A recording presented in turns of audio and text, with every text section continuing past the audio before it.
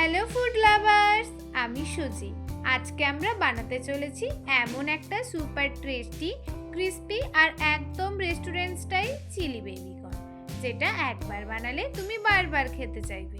তোমরা যারা রেস্টুরেন্টে গিয়ে স্টার্টার হিসেবে চিলি বেবিকর্ন অর্ডার করো, আজকের ভিডিওটা তোমাদের জন্য একদম পারফেক্ট।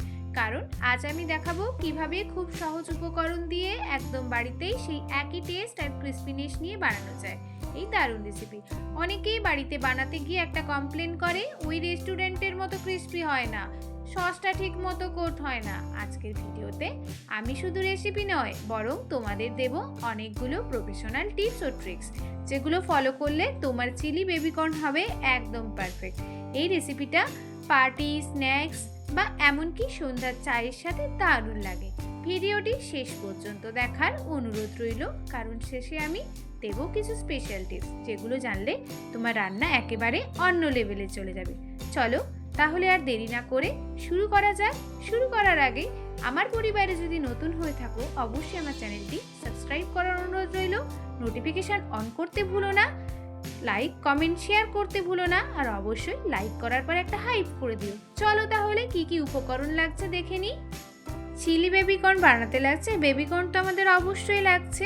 তার মধ্যে আমি নিয়েছি গ্রিন ক্যাপসিকাম, আর নিয়েছি ইয়েলো ও রেড বেল পেপার, একটা মাঝারি সাইজের টমেটো, আর 3টে কাঁচা লঙ্কা। চলো তাহলে এবার রেসিপিটি শুরু করি। আমি এখানে প্রায় 200 থেকে 250 গ্রাম মতো বেবিকর্ন নিয়েছি। এগুলোকে আমি ভালো করে ধুয়ে লম্বা লম্বি বা ডায়মন্ড শেপে কেটে নেব। আমি এখানে ডায়মন্ড শেপ দিচ্ছি। বেবিকর্ন আগে 3 থেকে 4 মিনিট হালকা লবণ জল দিয়ে সেদ্ধ করে নিলে কিন্তু ভেতরটা একদম নরম হবে, আর ভাজার সময় কিন্তু ক্রিস্পি হবে। আমি এটাকে কেটে তারপরে লবণ জলে সেদ্ধ করব। তোমরা চাইলে গোটাও সেদ্ধ করতে পারো, কেটে নিয়ে সেদ্ধ করলে আমার মনে হয় একটু সুবিধা হয়। অ্যাকচুয়ালি বন্ধুরা, এই চাইনিজ রেসিপিগুলো বানাতে কিন্তু বেশি সময় লাগে না, কিন্তু চপিং করতেই আমাদের বেশি সময় লেগে যায়। তো একটু ধৈর্য ধরে চপিং করতে হবে। রেসিপিটা বানাতে কিন্তু আমাদের বেশি সময় লাগে না।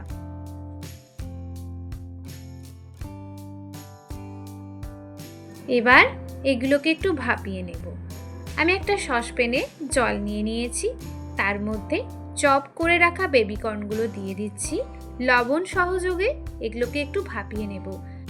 এবার বেবিকর্নগুলোকে আমি 5 মিনিটের জন্য ভাপিয়ে নেব। তাহলে চলো, যে ভেজিটেবলসগুলো নিয়েছিলাম সেগুলো চপ করে নিই। সব বেল পেপারগুলো আমি ভালো করে ধুয়ে নিয়েছি, একটা কিচেন টাওয়াল দিয়ে মুছে শুকনো করে নিয়েছি। ভেজা থাকলে কিন্তু কাটতে গেলে স্লিপ করতে পারে, তো অবশ্যই শুকিয়ে নিয়ে কাটবে।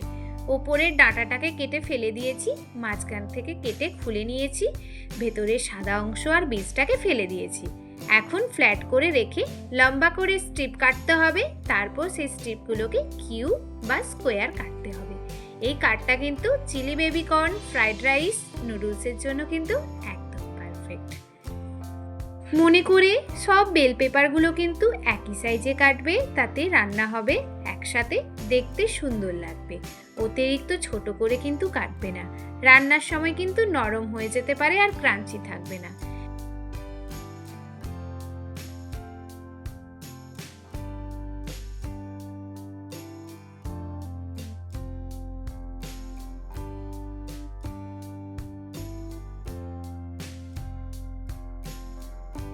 আমার এখানে সব বেল পেপারগুলো চপ করা হয়ে গেছে।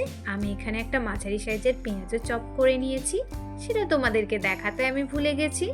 যেইভাবে আমি বেল পেপারগুলো চপ করেছি, সেই একই সাইজের আমি পেঁয়াজটাকেও চপ করেছি। এবার বেবিকর্নগুলো আমার ভাপানো হয়ে গেছে, একটু ঠান্ডা হয়ে গেলে এটাকে কোটিং করে নেব। বয়েল করে রাখা বেবিকর্নগুলোকে এবার আমি কোট করে নেব।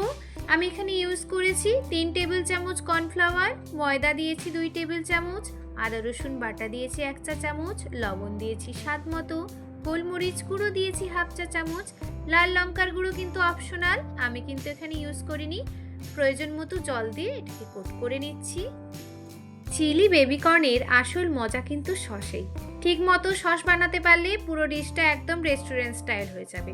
চলো একদম চিলি সস বেস কিভাবে বানানো যায় দেখা যাক। আমি এখানে ইউজ করেছি 1 টেবিল চামচ সয়া সস, 1 টেবিল চামচ চিলি সস, 1 চা চামচ টমেটো সস, 1/2 চা চামচ ভিনিগার, চিনি 1 চিমটে দিয়েছি, লবণ স্বাদ মতো ইউজ করেছি, আর কর্নফ্লাওয়ারটা দিয়েছি ঘন করার জন্য। এবার কিন্তু বেবিকর্নগুলোকে ফ্রাই করে নেওয়ার পালা।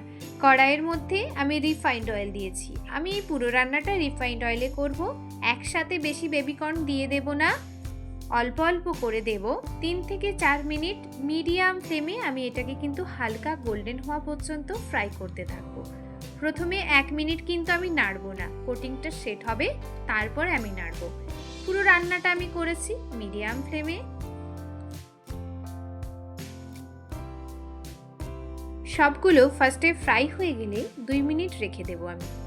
এবার আবার হাই ফ্লেমে আমি 1 থেকে 2 মিনিট কিন্তু ফ্রাই করব। এক্সট্রা ক্রিস্পি টেক্সচার আনবে, লং টাইম কিন্তু ক্রাঞ্চি থাকবে এটা।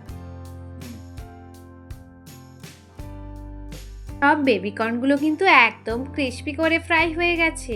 এবার আমি একটা টিস্যু পেপারের উপরে বেবিকর্নগুলোকে নামিয়ে রাখছি।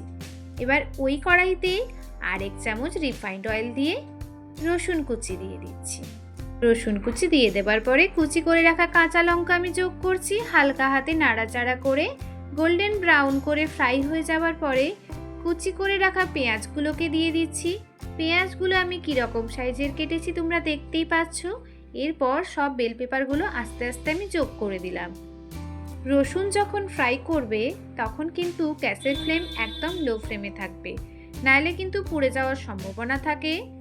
এরপরে পেঁয়াজ ক্যাপসিকামগুলোকে কিন্তু আমি হাই ফ্লেমে 1 থেকে 2 মিনিট নাড়বো। সবাইকে একটা ছোট্ট রিকোয়েস্ট করছি, প্লিজ কেউ একটু ভিডিওটি স্কিপ করো না, একদম শেষ পর্যন্ত দেখার অনুরোধ রইল। কারণ আমি কিন্তু ভিডিওর মাঝে মাঝে অনেক টিপস ও ট্রিক্স দিচ্ছি। লাইক করতে ভুলে গেলে অবশ্যই একটা লাইক আর হাইপ করে দিও।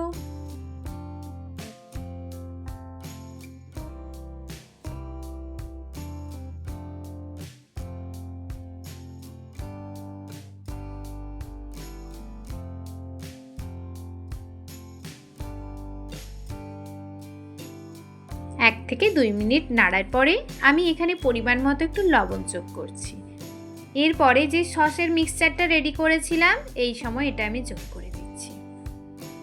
এই সময় কিন্তু গ্যাসের ফ্লেমটা একদম হাই ফ্লেমে রাখতে হবে, তাতেই স্মোকি ফ্লেভারটা আসবে।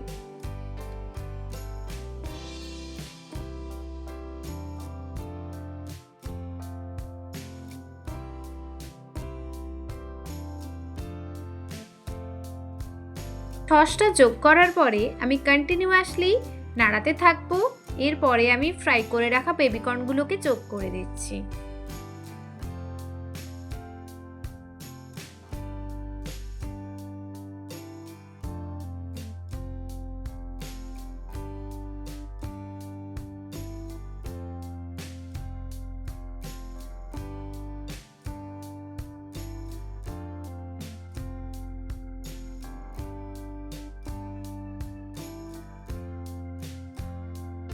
একদম শেষে কর্নফ্লাওয়ারের স্লারি একটা বানিয়ে রেখেছিলাম, ওটা একটু একটু করে দেব আর সাথে সাথে কিন্তু নাড়তে থাকবো। 30 থেকে 40 সেকেন্ডে সসটা একটু ঘন হয়ে যাবে। একবারে কিন্তু বেশি দিও না, তাতে কিন্তু বেশি ঘন হয়ে যাবে। তাই অল্প অল্প করে মেশাও আর নাড়তে থাকো। রেস্টুরেন্ট স্টাইল বেবিকর্ন বানাতে হলে সবসময় কিন্তু এই রান্নাটা হাই ফ্লেমে করতে হবে। আগে সব ইনগ্রেডিয়েন্টস কেটে রেডি রাখবে, তাতে রান্নাটা কিন্তু খুব ইজি হবে। সস দেওয়ার পর বেশি কিন্তু দেরি করবে না, নাহলে কিন্তু সগি হয়ে যেতে পারে। শেষে 1/2 চা চামচ সিসমি সিডস দিয়ে পরিবেশন করো একদম restaurant style chilli babycorn. So বন্ধুরা, একদম রেস্টুরেন্ট স্টাইল আমাদের আজকে ক্রিস্পি চিলি বেবিকর্ন এখন পুরোপুরি রেডি। দেখতেই পাচ্ছ কি সুন্দর কালার, পারফেক্ট কোটিং আর সেই লোভনীয় সস, একবারে রেস্টুরেন্ট ফিল।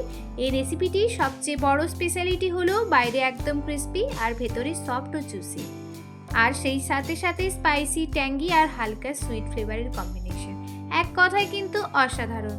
তুমি এটা স্টার্টার হিসেবে সার্ভ করতে পারো, পার্টি স্ন্যাক্স হিসেবে একদম পারফেক্ট, এমনকি নুডলস বা ফ্রাইড রাইসের সাথেও দারুণ লাগে। বন্ধুরা, রান্না আসলে শুধু একটা কাজ না, এটা কিন্তু একটা আর্ট। আর তুমি যখন এই ছোট্ট ছোট্ট টিপসগুলো ফলো করবে তখন তোমার রান্নাও একদম প্রফেশনাল লেভেলে চলে যাবে। যদি আজকের এই রেসিপিটি তোমার ভালো লেগে থাকে একটা লাইক দিও, কমেন্ট করে জানিও তুমি ড্রাই না গ্রেভি কোন ভার্সনটা বেশি পছন্দ করো। আর আমার চ্যানেলে যদি নতুন হয়ে থাকো অবশ্যই চ্যানেলটিকে সাবস্ক্রাইব করে পাশে থেকো, নোটিফিকেশান অন কিন্তু করতে ভুলো না। লাইক কমেন্ট অবশ্যই মনে করে করো। তোমাদের ভালোবাসার সাপোর্টেই আমাকে প্রতিদিন নতুন নতুন রেসিপি নিয়ে আসতে অনুপ্রাণিত করে। খুব শীঘ্রই আবার একটা রেস্টুরেন্ট স্টাইল রেসিপি নিয়ে হাজির হব। ততক্ষণ পর্যন্ত তোমরা ভালো থেকো, সুস্থ থেকো আর নিজের হাতে মজার মজার রান্না করে সবাইকে খাওয়া। ধন্যবাদ, দেখা হবে পরের ভিডিওতে। আজকের মতো আসি, সবাইকে টাটা বলে বিদায় নিলাম। টাটা।